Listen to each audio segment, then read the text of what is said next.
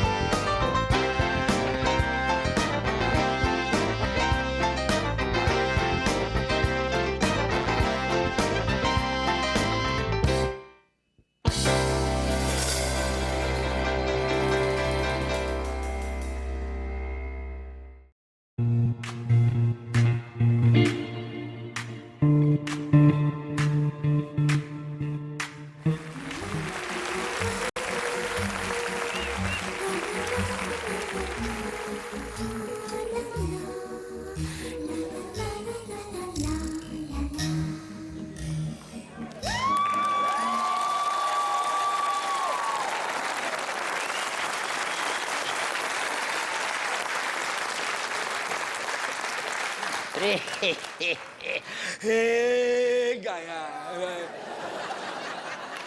Je sais bien. Et les infirmières, elles sont quelquefois comiques quand même. Il n'y a pas longtemps, il y en a une qui vient me voir, elle me fait Amédée qu'elle me fait. C'est pas vous qui avez demandé une adresse e-mail? Je dis non, moi j'avais demandé l'adresse e-mail.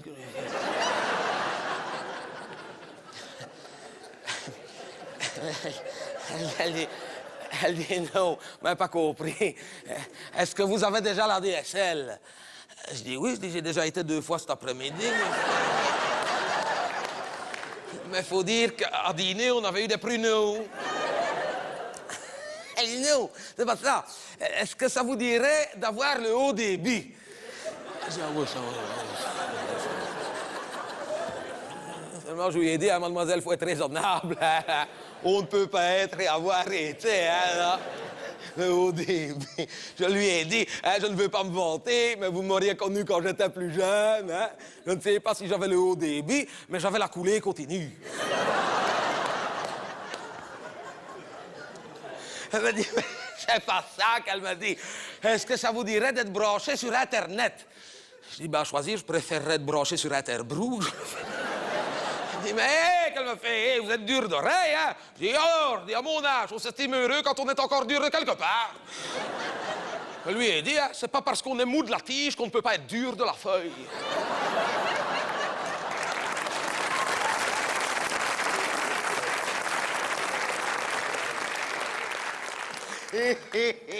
Hé, Gaillard.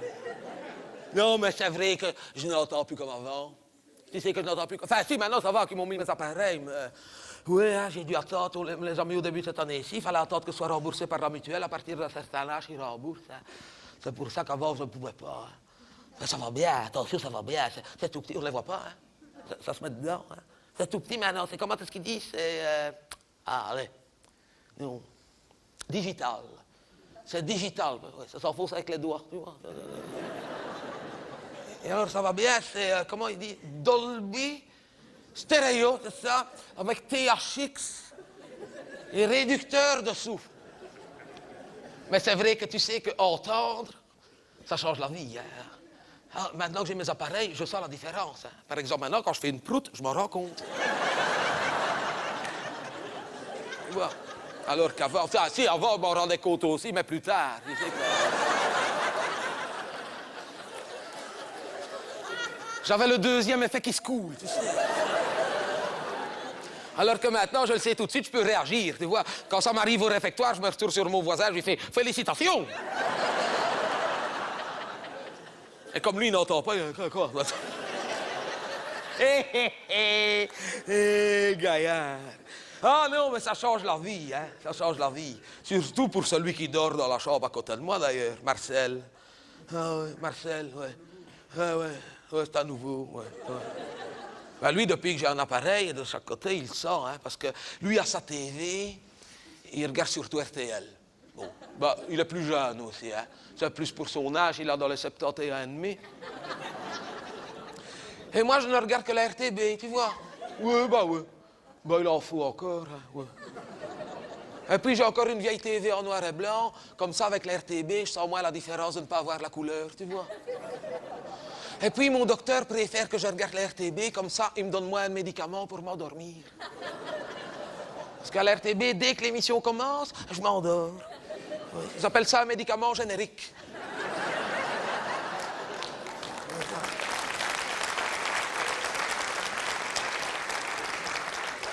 Mais maintenant que j'ai mes appareils, celui d'à côté, il le sent, hein, parce qu'avant, je mettais ma TV tellement fort qu'il avait l'image de la sienne avec le son de la mienne. Alors, il s'y retrouvait, noté, hein, parce que comme lui, il ne regarde qu'RTL et moi la RTB, il avait l'impression que de temps en temps, RTL avait quand même une émission intéressante, tu vois. Même qu'un jour, je me souviens, écoute, je regardais, c'était quoi? Le jardin extraordinaire, c'est ça. Et c'était un reportage sur le parc Paradiso, où il montrait le chant d'amour des grues couronnées. Et lui, de l'autre côté, il regardait Place Royale.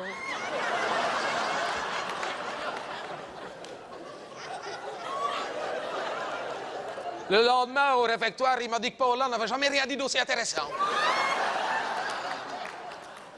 Il m'a même dit qu'Anne Quevrat avait eu un fou rire. Et ça, à mon avis, c'est quand ils ont montré les pintades à la mini-ferme, tu vois.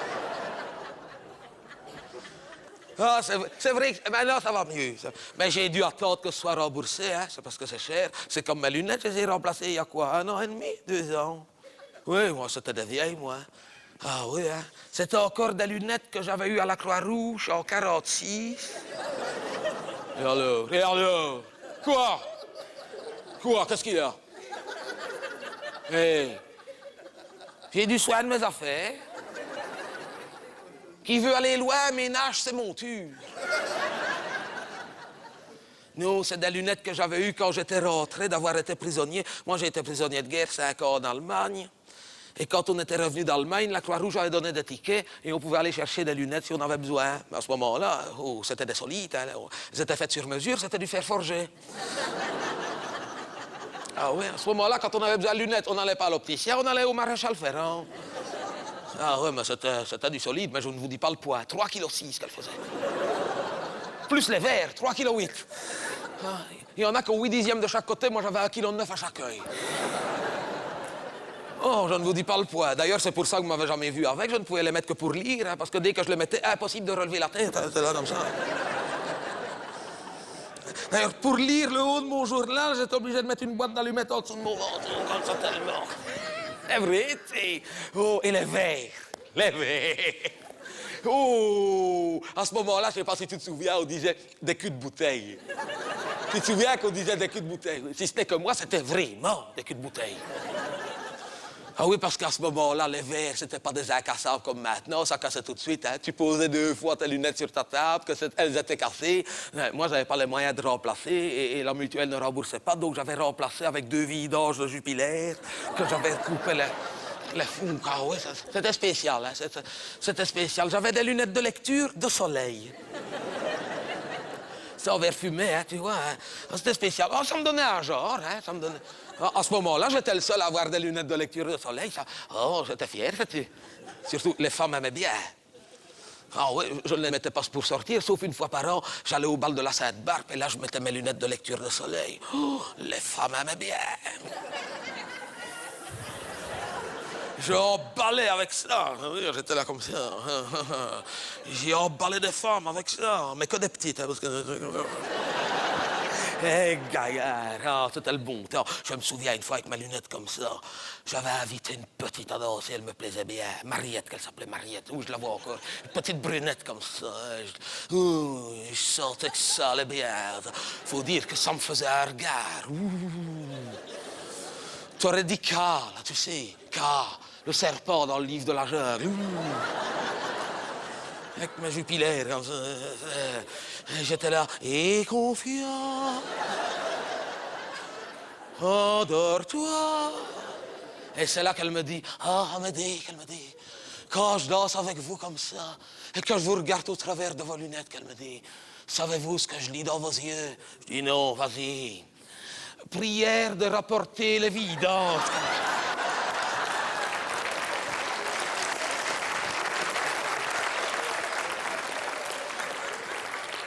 Tu ris, toi. Même une fois, au début qu'on était au home, ici, j'avais recassé un verre. Mais c'était embêté parce qu'ici, ils ne prennent pas Jupiler, c'est Stellar, toi. Et dû remettre un cul de Stellar, toi. Il n'y avait pas l'air bête. J'avais un œil vert, un œil brun. Les infirmières m'appelaient David Bowie.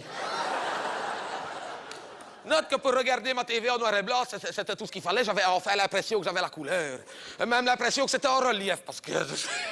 Avec mon son THX Dolby Stereo, c'était plus une chambre d'hospice que j'avais, c'était un home cinéma. Gaillard. Enfin. Oh, la technologie, c'est bien. Hein? Oh, que c'est bien. Hein? Oh, l'autre avec son adresse e-mail.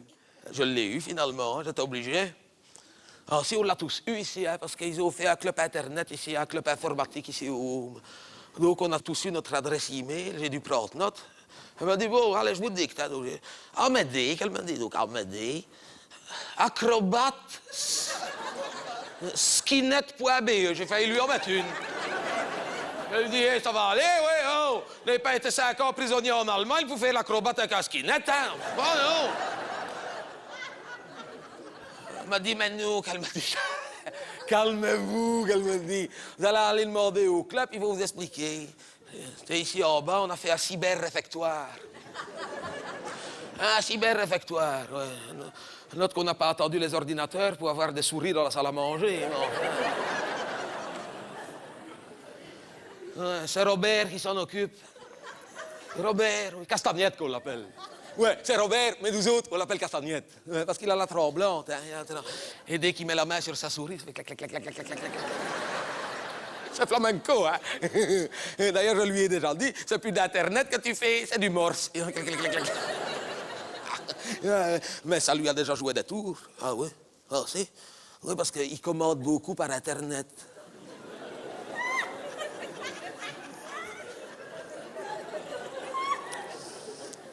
Et un soir, il se relève parce qu'il avait une mauvaise faim. Ça lui arrive, mais il fait 1m90 aussi, la faim. Et il descend au club, il rallume son ordinateur, et il dit, tiens, je vais me commander une pizza par Internet. Il avait l'habitude, il l'avait déjà fait. Une.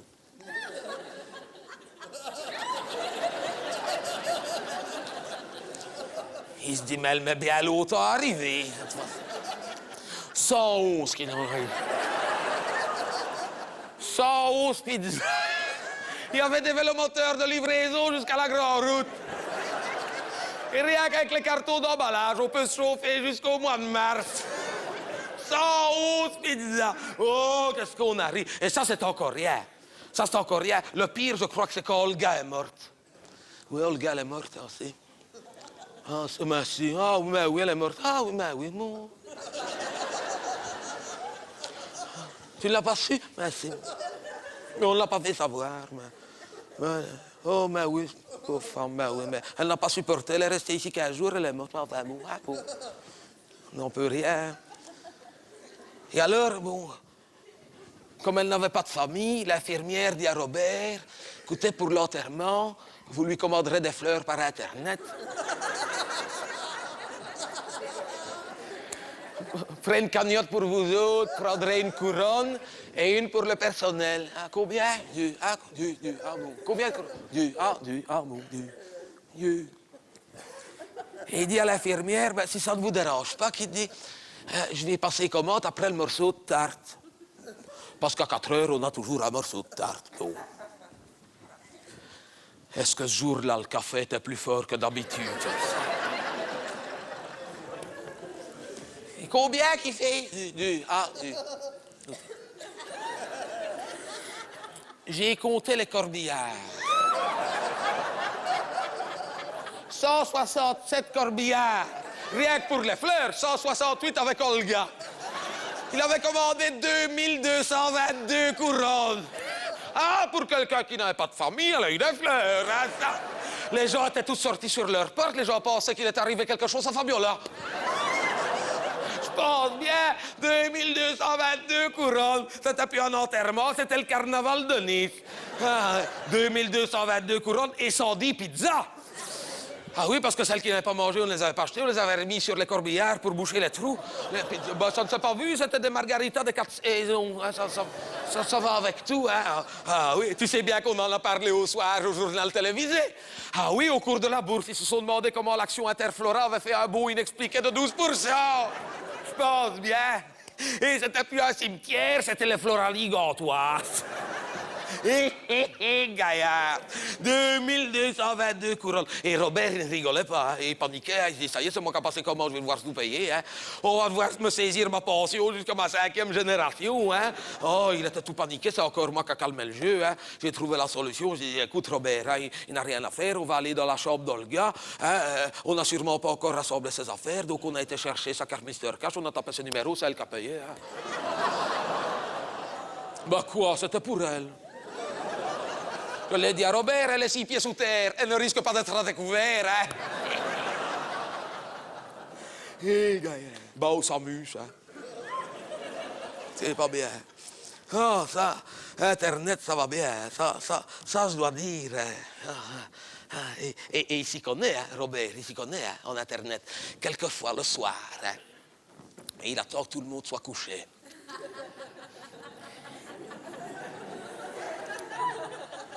Il vient me chercher dans ma chambre.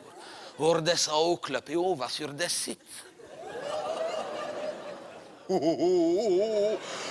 déjà vu de ces affaires. Oh. La fois passée, il avait tapé www.infirmière.com. On a vu de ces affaires. C'est là qu'on s'est rendu compte qu'ici, on avait les fêtes catalogues. Hein.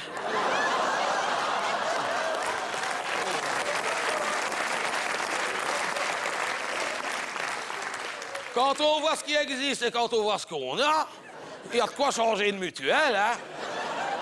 En plus, moi, je l'ai regardé avec mes lunettes en relief. À un moment, Robert a dû couper le courant, j'avais coincé ma langue dans l'imprimante.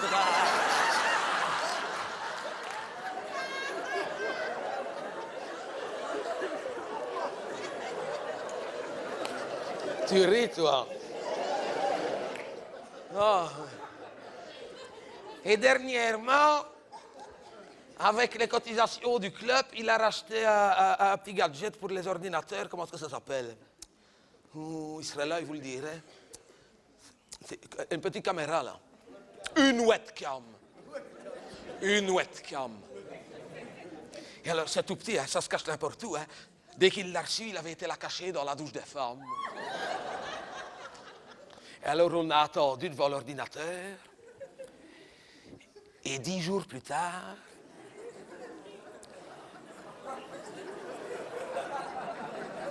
il y en a une qui a fini par aller prendre sa douche.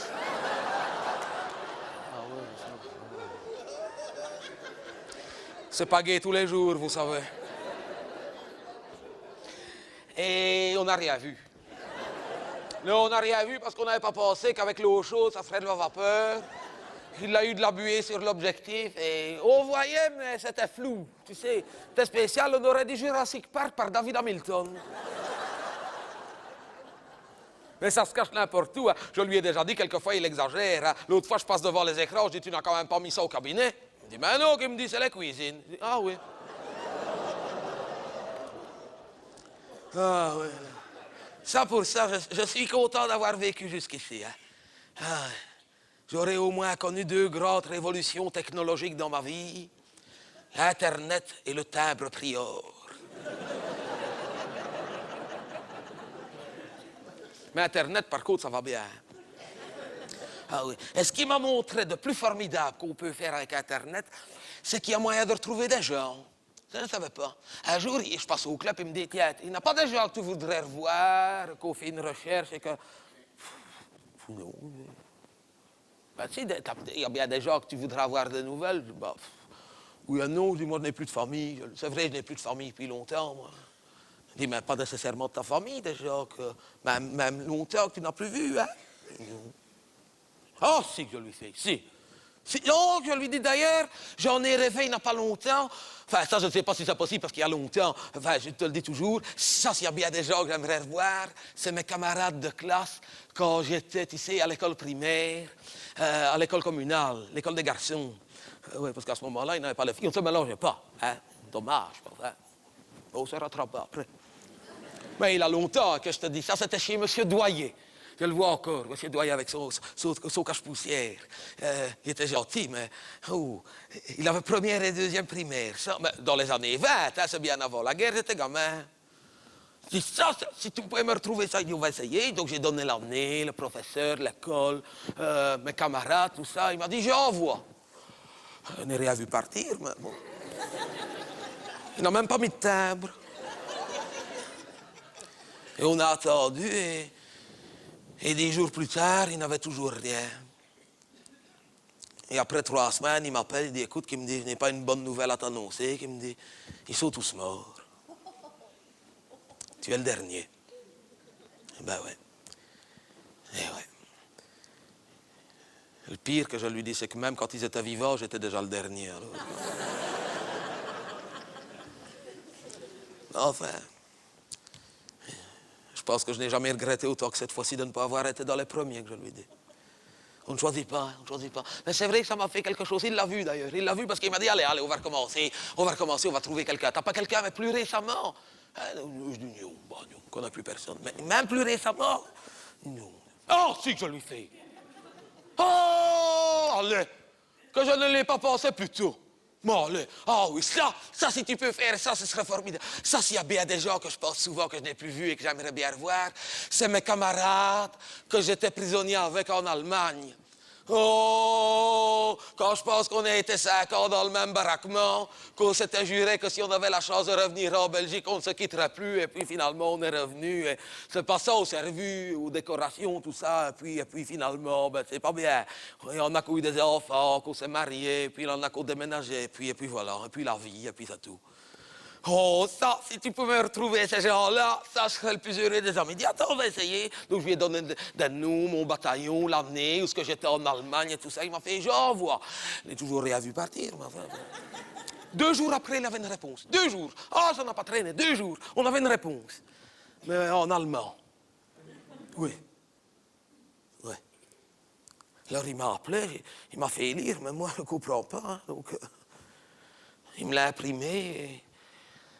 Et j'ai été demandé à l'infirmière si elle ne pouvait pas me traduire, parce que je me suis dit qu'avec un caractère comme le sien, elle devait sûrement parler la langue. Et de juste, comme de juste. Et c'est là que j'ai appris que de cette époque-là, on n'était plus que 2 survivants. Moi et le surveillant de notre baraquement, Gunther. Il s'appelait Gunther. Je le vois encore, grand, là, blond, enfin, en allemand, c'est pas compliqué. Mais blond, blanc, presque blanc tellement qu'il était blond, avec les cheveux coupés tout court, toujours propre sur lui, avec un grand par-dessus noir, comme ça. Il était impressionnant.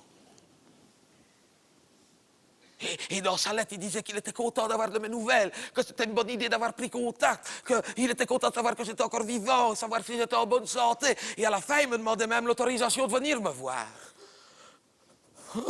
C'est pas moi.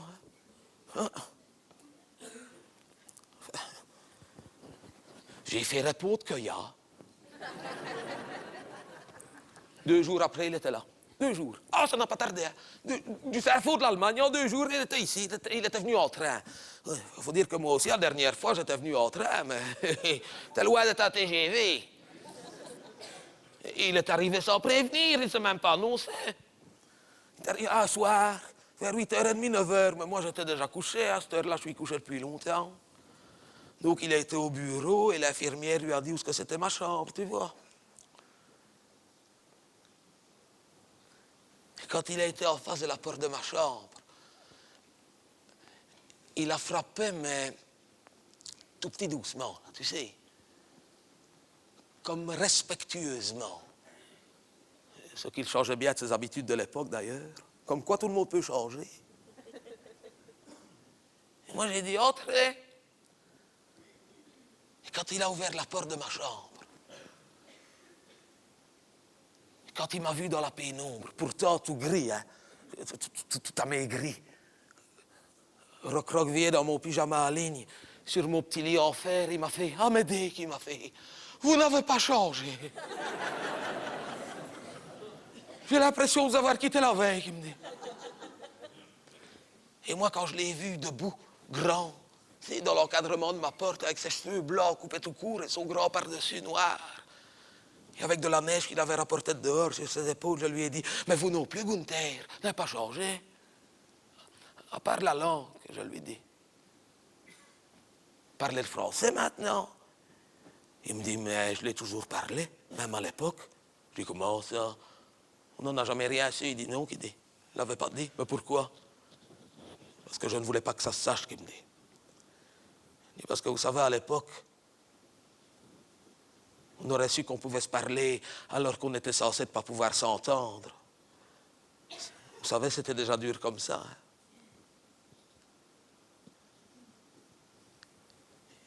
Il est rentré, il a fermé la porte, il est venu s'asseoir sur mon lit et là on a parlé. Ouh, là on a parlé. Hein. Je pensais bien 60 ans qu'on ne s'était pas vu. Oh, on n'a pas vu les heures passer. Hein. Oui, mais à un moment, hein, il avait passé les heures de visite depuis longtemps. Hein. Il a failli se faire attraper. Hein. Oh, ça rigole pas ici, hein, parce qu'à partir d'une certaine heure, il y a couvre-feu. Hein. Ah, oui, on avait dû éteindre dans la chambre. On a fait attention de ne pas faire trop de bruit, parce qu'à partir de minuit, il y a la ronde. Il y a l'infirmière surveillante qui passe dans les corridors avec sa lampe de poche. Alors on surveillait en dessous de la porte pour voir la lueur de la lampe de poche qui passait. Et quand on a entendu la ronde arriver, il s'est vite caché sous mon lit pour ne pas se faire prendre. Ouh, on était comme ça. Moi, je me suis mis sous mes couvertures. On a attendu que le danger passe. Et c'est là qu'il m'a dit, « Amédée, ça vous rappelle le bon vieux temps, hein? » J'ai dit, parlez pour vous, hein, on voit bien que vous n'étiez pas du même côté. Hein. Et c'est là que je lui ai demandé pourquoi il était venu me voir. Il m'a dit qu'il ne voulait pas laisser passer l'occasion de venir me demander pardon avant de mourir. Il dit, pardon? Il dit, mais pourquoi? Il dit, mais pour tout le mal qu'on vous a fait. Là.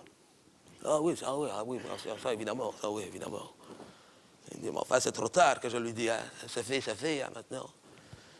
L'histoire a parlé, hein, qu'est-ce que vous voulez, hein? Il y a longtemps maintenant, hein, Gunther, qu'est-ce que vous voulez après tout, hein? On n'en peut rien, hein? Vous étiez né de ce côté-là, moi de ce côté-ci, hein? Ça aurait été dans l'autre sens, ça aurait été pareil, hein? Qu'est-ce que vous voulez, on n'en peut rien. On était jeunes, hein, Gunther. On était jeunes. On était soldats. Vous avez fait votre travail et puis c'est tout. Je ne peux pas vous en vouloir.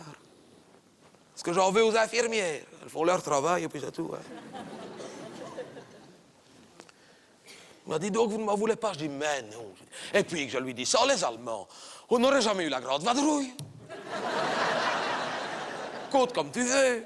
À quoi qu'il dit? La grande vadrouille et la 7e compagnie. Ils ne connaissaient pas? Ah non, ils ne connaissaient pas. Apparemment, c'était jamais sorti là-bas. Je dis, oh, attendez, j'ai les cassettes. Donc j'ai rallumé, en faisant bien attention que la route ne passe pas à ce moment-là.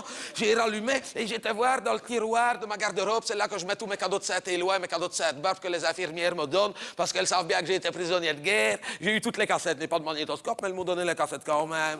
Alors j'ai la grande vadrouille, je lui ai donné, la 7e compagnie, le jour le plus long, non. Le jour le plus long, non, je l'ai gardé pour moi parce que je me suis dit que ça n'allait peut-être pas le faire rire autant que les deux autres.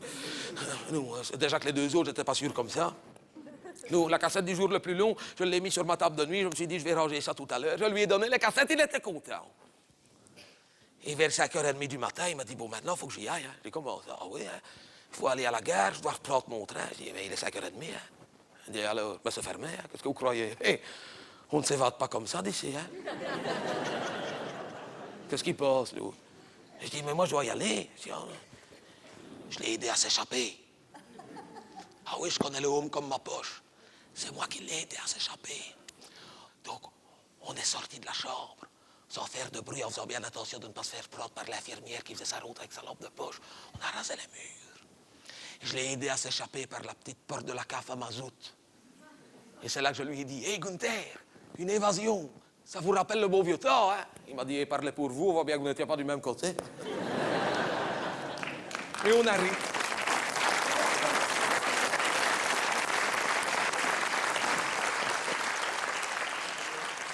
Et c'est bête à dire, mais on a ri.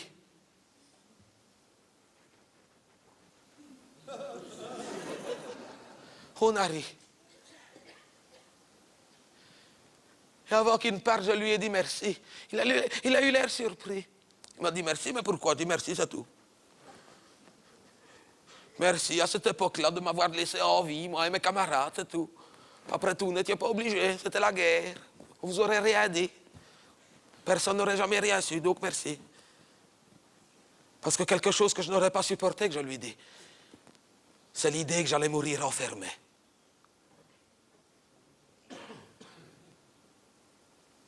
Et il est parti. Et je l'ai regardé s'en aller. Et quand je ne l'ai plus vu, j'ai refermé la petite porte de la cave à mazout. Je suis remonté dans ma chambre en faisant bien attention de ne pas me faire prendre par l'infirmière de la lampe de poche. Il était mort couché, c'est bête à dire, mais j'étais content. C'est vrai, vous savez, j'étais content. Et j'allais m'endormir, et tout d'un coup, je rouvre mes yeux. Qu'est-ce que je vois sur la table de nuit? La cassette. Le jour le plus long. Le jour le plus long. Et c'est là que je me suis dit que le jour le plus long, depuis que je suis ici pour moi, c'est toujours le lendemain.